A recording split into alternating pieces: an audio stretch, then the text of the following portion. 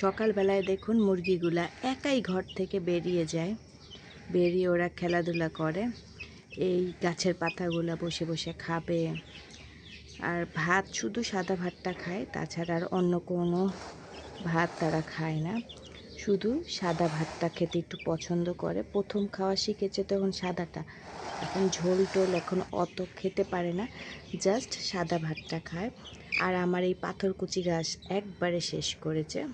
আমি ওদের জন্য যে এরকম করে ভাত এনে এনে রেখে দিই। দেখুন এই সাদা ভাতটা ওরা খেতে পছন্দ করে আর প্রচুর পরিমাণ খেলাধুলা করে।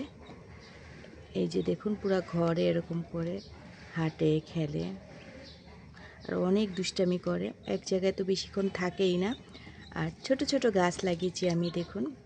তো মুরগিও খেলাধুলা করে আর গাছগুলোও মাশাল্লাহ বড় হয়ে যাচ্ছে। এগুলো হচ্ছে দেখেন নয়নতারা লাগিয়েছি, মাশাল্লাহ অনেক বড় হয়ে গেছে। সব ছোট ছোট ছোট ছোট ছিল। আর এটার মধ্যেও কিন্তু ফুল চলে আসছে এত ছোট গাছে। আর এটা হচ্ছে পাথরকুচি গাছ, একবারে মুরগির পেটের মধ্যে গেছে গা। পুরা গাছটা একবারে ছিঁড়ে ছুঁড়ে দেখেন কি করেছে, কিচ্ছু নাই।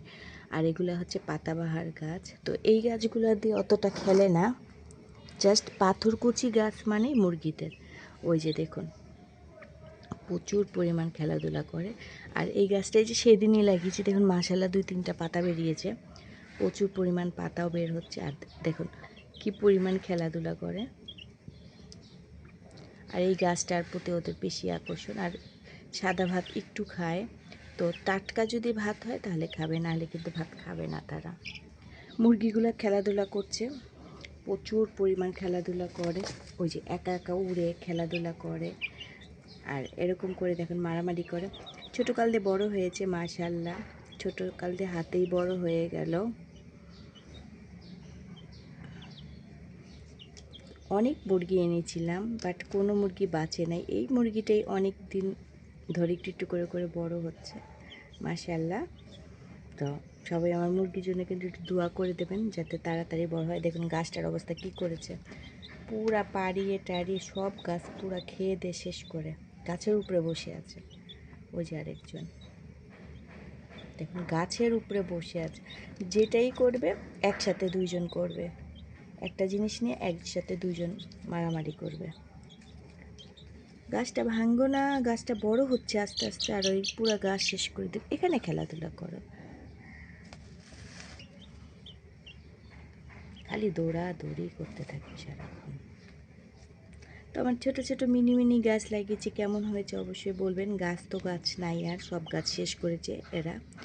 এই পাথরকুচি গাছটা একবারে শেষ করেছে, 2টা মিলে যে ওই যে আড়াল করে করে যে পাতা খায় দেখুন। আর খেলাধুলাটা কি পরিমাণ করে।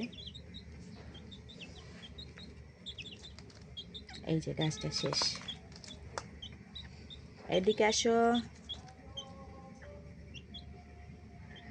তো আমার মুরগির বাচ্চাগুলো কেমন হয়েছে অবশ্যই জানাবেন। আর ওদের হচ্ছে আমি ফিড খাওয়াই, তো ফিড যেরকম করে পলি ব্যাগে নিয়ে আসি, তারপরে সেটাই খাওয়াই।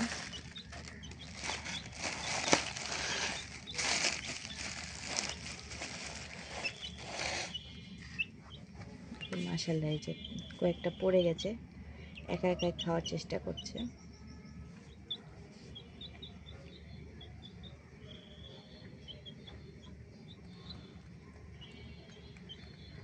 মাটি খায় ওরা, প্রচুর পরিমাণ মাটি খায়।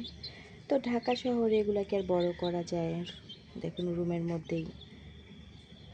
আর গ্রাম দেশ হলে এই মুরগি এতদিনে যেহেতু জাত ভালো, এখানেই বড় হয়েছে। ঢাকা শহরে তো খোলার জায়গা নেই। তো আর যদি গ্রামে হতো এই মুরগি মাশাল্লাহ এতদিনে অনেকটা বড় হয়ে যেত।